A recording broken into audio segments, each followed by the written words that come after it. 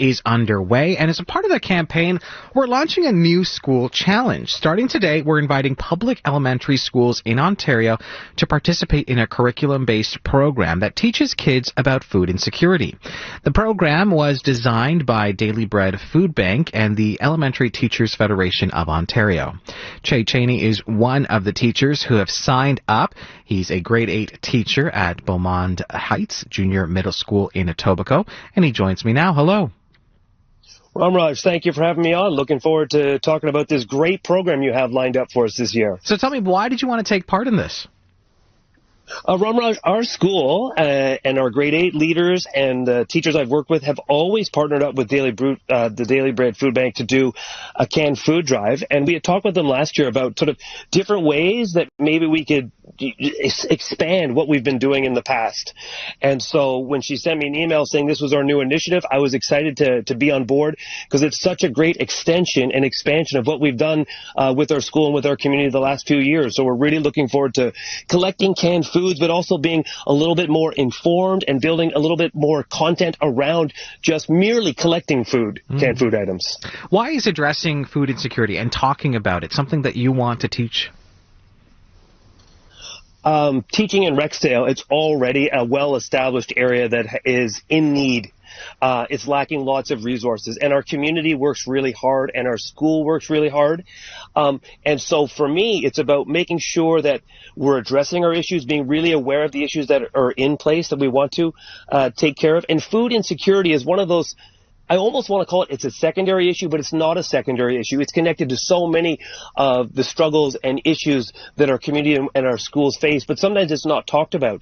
And so I really like the fact that we can really make this front and center and one, negotiate the conversation really carefully, because in a school like Rexdale and Beaumont Heights, you have a variety of different students with different lived experiences and where they are in sort of their food security journey. And you want to be mindful that when you're having conversations and doing activities in class, that there's students that come at this with not a shared experience at all, but vastly different experiences.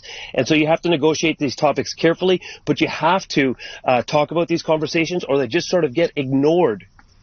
How do you approach that? Because it sounds like it is such a nuanced conversation between each student that you're talking to. How do you navigate that? Well, one of the really things I like about this challenge is that it's really open to how you want to engage in the content.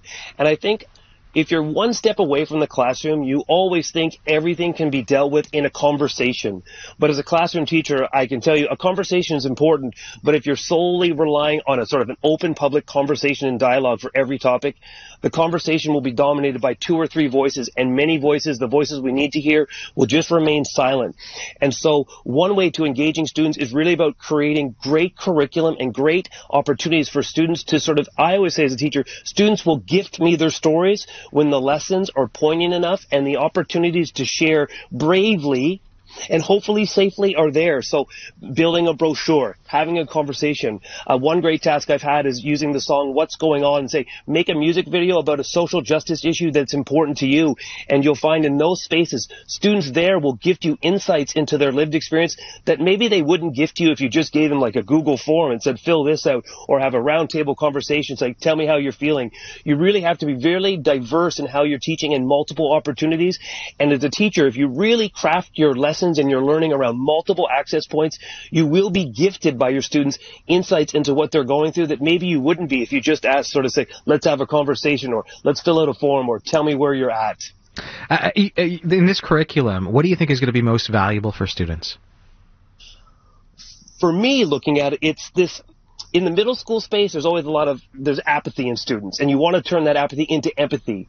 But empathy gets it's so performatively talked about often, we don't make the connection from empathy to impact. And what I really love about this program is trying to teach students to be empathetic, but then from empathetic, learn to make impacts. And I think one of the things they talked about is sort of like, from charity to action. We want our students to be activists, to stand up and fight for these issues. Not necessarily, if I think of our school's journey, collecting canned food. It's important, but did the students go beyond just collecting canned food? Have they really learned? Have they really invested? Are they willing to make changes beyond just those tasks? So what I really like is that notion of teaching all the foundational information to make you empathetic, and then once you're empathetic, making you or help students become impactful in their actions beyond just being empathetic to issues. Beyond the students, what do you think you're going to take away from this experience? I always learn from my students. So I've been teaching in this community for 23 years, and every time I think I set up a great activity or a great student council activity, I'm always gifted from my students from an insight that I hadn't perceived or a conversation I hadn't thought would come out. And sometimes I often comment as a teacher, we always advocate, we want to hear those student voices, but are we willing to accept it when those student voices don't necessarily adhere to what we thought we were going to hear? And so I always look forward to changing and growing. And I think most teachers, all teachers, whether you've been teaching 5 years, 10 years, 23 years, you're always learning from your students. As much as you craft the space and you sort of take that leadership of the space, your students will always gift you knowledge and information to be better. So as one, I think I'm doing this for my students first and foremost, but at the end, we both learned collectively through this process. Thanks for making time for us this afternoon. Ron Marsh, thank you so much for this conversation. Have a great day. You as well. Chey Cheney is a grade 8 teacher at Beaumont Heights Junior Middle School in Etobicoke. He signed up for the Make the Season Kind School Challenge, which launches today. For more information, you can visit cbc.ca/kindtoronto and click on the School Challenge tab.